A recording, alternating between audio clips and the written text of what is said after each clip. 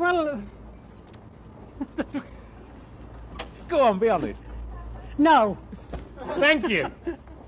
Midland men buy more underpants than anybody else. Do you know why? Perhaps they use them more often. They wear them out quickly. The report also says that Midlanders make lousy lovers. Is that true? It's a lot of rubbish. Is it? You can ask me missus that. Do you mean black country men from the black country? Yeah. I wouldn't know, I've got a Birmingham man myself. And he's a great lover. What do you reckon to yourself? Out of 10? Yeah. 9. 9 out of 10. What do you reckon? I reckon he's big-headed. Does he take you out much? When I want to go out. Does he? Yeah, I'm not one for going out that much in here. Well, I'm a long rich car worker, so I can't afford to afford take it out. Well, before you go, the final thing, they also say that Midland husbands buy more underpants than anybody else. Why? Don't wear them. Husbands. Dudley Town. Oh, there is a market in Dudley Town which dates back to the 12th century. Close by is the statue of Duncan Edwards, the footballer. We traded on the markets regular in the 90s on a Wednesday, selling pop merchandise, records, CDs, and our favourite Elvis Presley merchandise. We had lots of Elvis friends, and on a Friday night we visited the Courthouse pub opposite our cop shop, and there was an Elvis disco upstairs. We had lots of friends. Oh, great time dancing away and singing to our elf. Then, when we was younger, we used to go in the Queen Mary Ballroom on Dudley Zoo. Had such great times. There was a lot of top groups and acts that used to come there. During the day, you could have camel rides, walk around the zoo and see the gorilla and he'd throw his poo at you. Seals swimming in the moats. We used to go and climb up the castles. Our son walked his first steps on the grounds inside the castle. My brother took me there when I was a kid, about 7. We used to sneak in the zoo, wait till folks come out the gates, and we used to walk him. He taught me a lot on Dudley Zoo, how to get in and out for nothing, play and get on the games, jump on the little train as he went round for nothing. Well, he's come and gone now, like all we will. But Dudley, he'd still be there.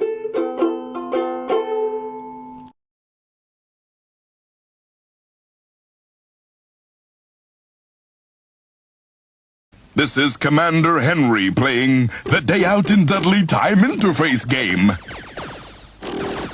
Here I am, rummaging around amongst all this amazing fauna and flora. It's a brilliant place, Dudley Zoo. And now Dudley Castle.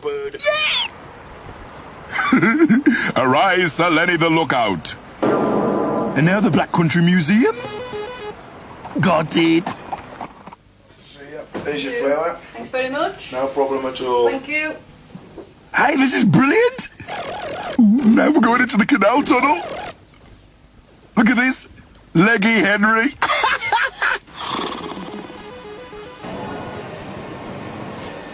Have you ever tried blowing glass?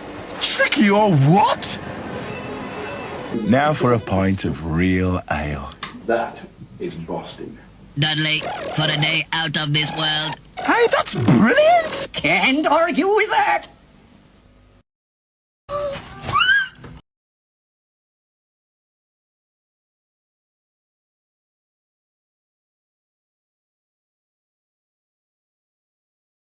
I tend to always carry a camera when I'm out.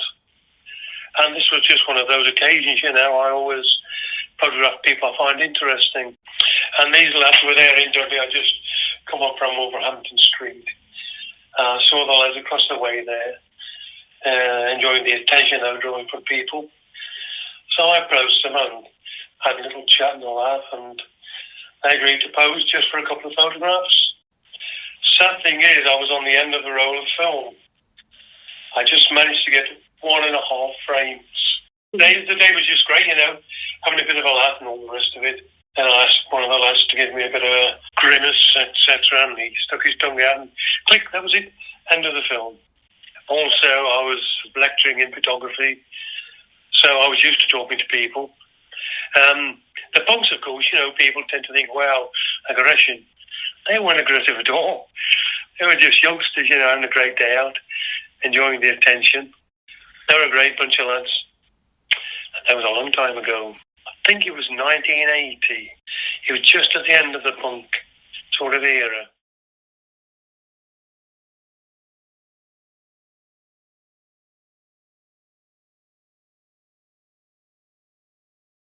Well, it's certainly great to be here for the opening of the Dudley Hippodrome, and all the best of luck to you, Bob. Thanks for picking our show. Thank you very much, Carol. And well, now, you took a TV show to bring the live theater back, and what is your name, dear?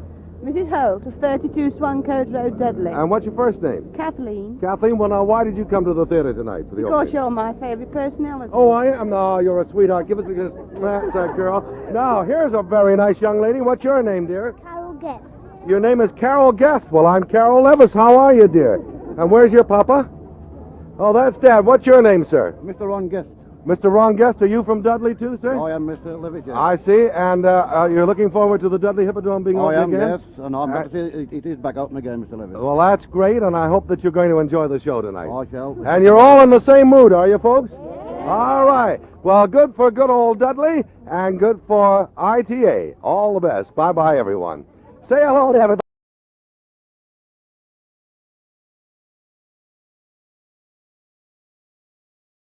My friend from school, Jill, was a reporter with the Dudley Herald, and I couldn't tell you the time frame, but the offices moved into Birdcage Walk, and every Friday there was a feature, Girl Friday, and Jill rang me and said, "Oh, we haven't got anyone this week. Could you fill in?" So I just bought that jumpsuit, and it was like, oh, I'm so proud of myself. I've spent my Saturday job money on it.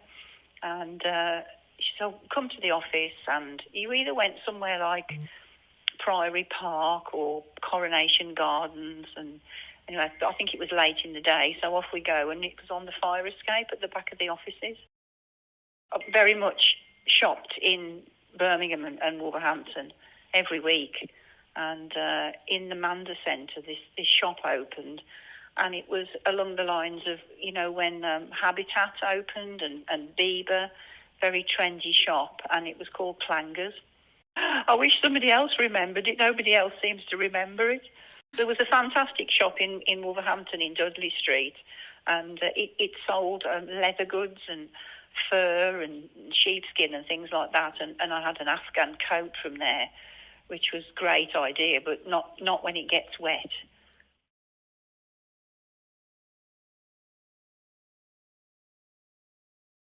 Right?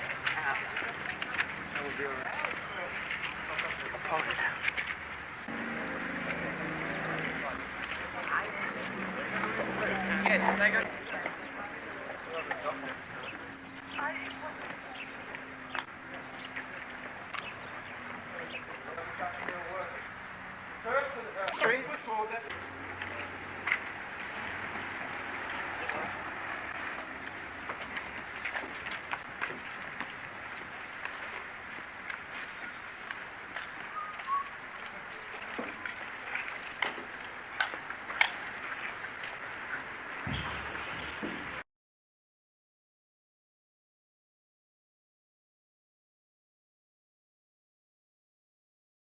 My parents used to laugh, you know, your moment of fame, you were Mary when you were 5. I don't really remember anything about it, except I was Mary and no idea who else is on it. And I guess it was probably 1953, I would have thought. It was Stafford Street Infant School. So when I was, I presume, 7, I moved to St Thomas's School, which was in King Street. I was only there for 1 term, then I moved to Bradley Hill. I can remember starting there in the middle of a school year. I started there at Christmas, and it was very different, and it was quite a walk. I walked from Bradley Hill to Brockmore, home at lunchtime, back again. I can remember us singing, and we used to use the National Songbook, which was quite interesting. They used to just pick things out, and you used to sit there and sing these things for probably an hour at a time. Oh, it was a huge mixture. There were hymns, there were things like What Shall We Do with a Drunken Sailor, what else? The Campbells are coming. All sorts of things that you never hear now. I suppose I enjoyed history and music. I can certainly remember learning about the Romans and where Roman roads went and how Roman roads were built. Goodness knows why that stuck in my mind, but it did. Although I can remember at St Thomas's learning the basics of writing music, funnily enough. Yeah, I remember going into the hall and sitting on the floor and being given manuscript paper and taught how to actually begin to write music notation. One thing I do remember about the playground when I was at Stafford Street was one of the mothers giving me and her daughter a piece of chocolate. I guess it was probably still Russian then. And I can remember that to this day, being given this piece of chocolate through the fence. That was a real treat. And of course the school was right by the brewery. So there was the smell of the beer the whole time. Certainly the smell was very, very strong. We often went to the zoo. My aunt and uncle were members of what they called the zoo club, and that meant you had a free pass and could go in whenever you wanted. My friend and I used to go and collect this pass and go into the zoo free. I'm not too sure we were that interested in the animals. It was more, we'd go on the chairlift and the miniature train. That we were allowed to go out for the day, and we went on the bus and came back on the bus. Strangely enough, I went on to teach, and many of these things come back to me.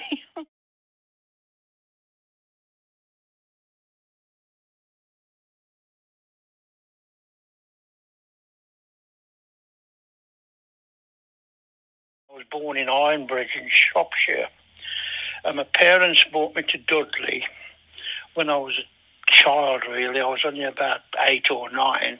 I started sketching, you see, at a very early age.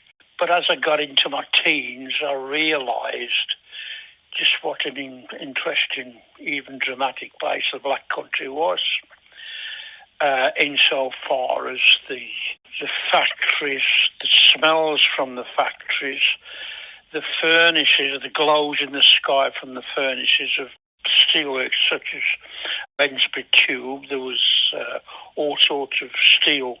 The one in particular was Round Oak Steelworks, because even today people used to talk about the skies, you know, when they opened up the furnaces at Round Oak in Brierley Hill.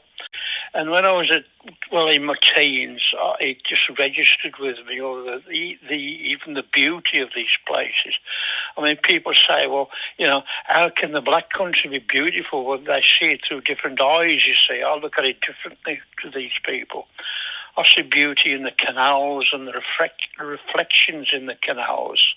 I probably see things that other people don't notice, you see. So I had a desire to draw them down originally with pencils. Then I went on to oil paintings. Now all my work now is oil paintings, because I can get an effect in oil, you see, that I can't get with any other medium. I'm always looking for something new, as long as it's linked to the Black Country, you see. Obviously the castle, the Black Country Museum and things like that. Most of my work is probably, you could register it around about, say, the 1950s. Because on some of my works, you see, I've got the old-fashioned trolley buses. I'm not impressed by modern buildings, modern factories, modern trading estates. I'm not impressed at all, but I am impressed with the old engineering companies, you know, belching out steam and power and things like that. That's what interests me, and that's what grabs me. That's probably why my work always seems to be from the 1950s. Obviously, I've changed things around a bit, and sometimes I'll go into the library and I'll find old black and white pictures and use those as an idea or as a basis of what I want to do. You see, when I first left school, I went to work at the printers, and I had to go to Wolverhampton Art School as part of the printing course, because I actually wanted to be a printer when I was a kid, and it was it took in commercial art. It was all part of the printing course, you see. But I did that for, I suppose, a couple of years. And then I drifted into engineering. And I was in engineering up until my 60th birthday, which was when I retired at 60 so that I could concentrate on my paintings, you see. So that's what I did. I always wanted to paint, but never paid the bills. I'm doing something that I've always wanted to do. I'm just worried sometimes. When anything finally happens to me, you know, are people still going to appreciate my work? What I'd like is for people to look at my work, even when I'm gone to the studio in the sky. I would hate to think that it would end, a picture of mine would end up, say, tucked behind somebody's wardrobe or settee or whatever. I want to see them on the walls.